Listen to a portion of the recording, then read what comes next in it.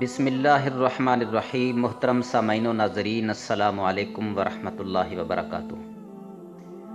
رمضان المبارک نیکیوں کا موسم بہار ہے، جس کے ہر لمحے میں کی جانے والی نیکی بندے کو خالق کائنات کا قرب عطا کرتی ہے۔ ماہ رمضان المبارک کا پہلا عشرہ، عشرہ رحمت، ہم سے جدا ہو رہا ہے۔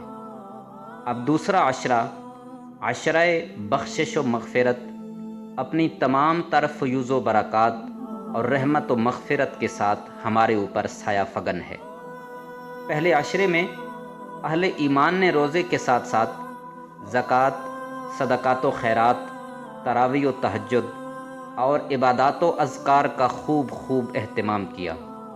میری دعا ہے اللہ کریم ہم سب کی یہ تمام ٹوٹی پھوٹی عبادات اپنی بارگاہ میں قبول و منظور فرمائے۔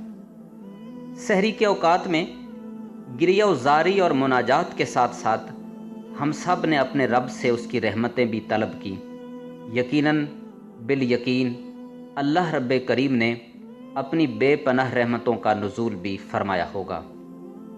آئیے اب مغفرت کے اس دوسرے عشرے میں رات کی تنہائیوں میں اشک ندامت بہا کر اپنے گناہوں پر شرمندگی کا اظہار کرتے ہوئے توبہ و استغفار کر کے اپنے رب کو راضی کر لیں۔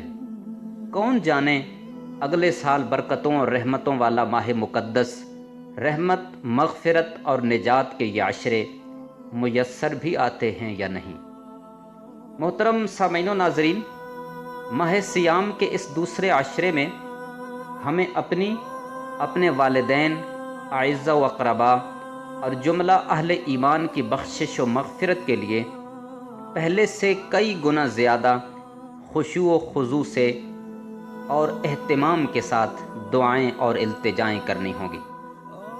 رب کائنات نے اپنے بندوں کے لیے یوں تو ہر لمحہ ہی توبہ و استغفار کا در کھلا رکھا ہے، لیکن رمضان المبارک کا یہ دوسرا عشرہ تو خاص طور پر مغفرت کا علم بردار عشرہ قرار دیا گیا ہے، جس میں مسلمانان عالم خصوصی طور پر بارگاہ خداوندی میں اپنے گناہوں کی معافی اور مغفرت کے طلبگار ہوتے ہیں۔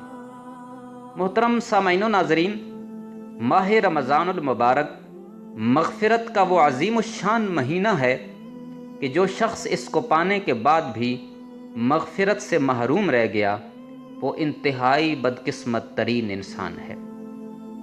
توبہ و استغفار اس مہینے کے اہم ترین مقاصد میں سے ہیں۔ جس شخص کی توبہ قبول ہو گئی اور رب نے اس کو بخشش کا پروانہ عطا فرما دیا، سمجھیے وہ رمضان المبارک کے فضائل و برکات سے کما حق فیض یاب ہو گیا۔ رمضان المبارک کو رمضان اسی لیے کہا جاتا ہے کہ یہ گناہوں کو جلا دیتا ہے۔ نبی رحمت صلی اللہ علیہ وسلم ارشاد فرماتے ہیں کہ جس شخص نے رمضان کے روزے ایمان اور احتساب کی نیت سے رکھے تو اس کے گزشتہ گناہ معاف کر دیے جاتے ہیں۔ بے شک اللہ تعالیٰ نے اپنے بندوں کو بخشنے کے لیے اور انہیں مغفرت کا پروانہ عطا کرنے کے لیے دین میں بہت ساری آسانیاں پیدا فرما رکھی ہیں اور بہت سارے انعامات و احسانات کر رکھے ہیں۔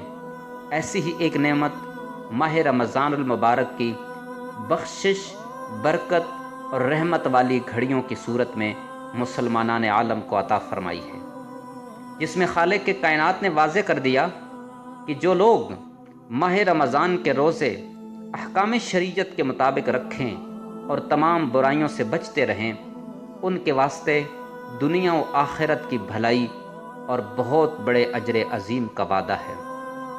اس لیے محترم سامعین و ناظرین، یہ موقع اپنے ہاتھ سے جانے مت دیجیے۔ آئیے اپنے گناہوں کی بخشش کرا کے کریم رب کو راضی کر لیں۔ اس کا در رحمت اپنے محبوب کی امت کے خطا کاروں کے لیے ہر وقت کھلا ہے۔ بس صرف اور صرف ندامت کا ایک آنسو بہانے کی دیر ہے۔